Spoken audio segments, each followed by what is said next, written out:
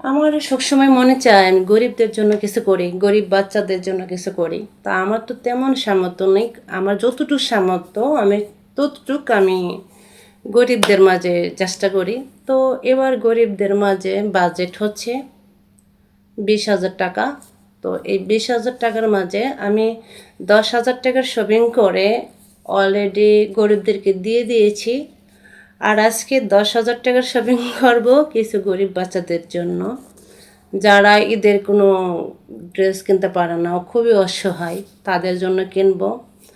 আমি প্রত্যেকটা বছরই আমি যবে থেকে বড় হয়েছি, ইনকাম করা শিখছি, তবে থেকে আমি গরিবদের জন্য কেনাকাটা করি। এই বছর আমি নিজের জন্য শপিং করবো কিনা আমি জানি না, বাট আমার অনেক আছে। আমার এত আছে যে প্রতিদিন একটা করে পড়লেও বছরও শেষ হবে না। বাট এই বছর আমার ইচ্ছা, আমি নেব কি নেব না সেটা আমি জানি না, বাট আমি গরিবদেরকে শপিং করে দিতে আমার ভীষণ ভালো লাগে, অসহায় বাচ্চাদেরকে শপিং করে দিতে আমার ভীষণ ভালো লাগে। আপনারা কে কী মনে করেন আমি জানি না, বাট আমার অসহায় মানুষদের পাশে দাঁড়াতে ভীষণ ভালো লাগে।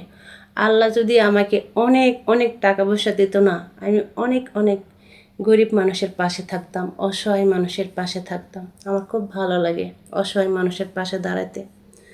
আমি করোনার ভিতরেও অনেক মানুষকে দিছি, অনেক কিছু কেনাকাটা করে দিছি, খাবার ঘরে ঘরে দিয়ে আসছি। করোনার মাঝে দেশের অবস্থা অনেক খারাপ ছিল, তখনও আমি দিছি। তখনও আমি অনেক, বয়স আমার কম ছিল, তখনও আমি আমার সাধ্য মতো আমি সবাইকে দিয়ে গেছি।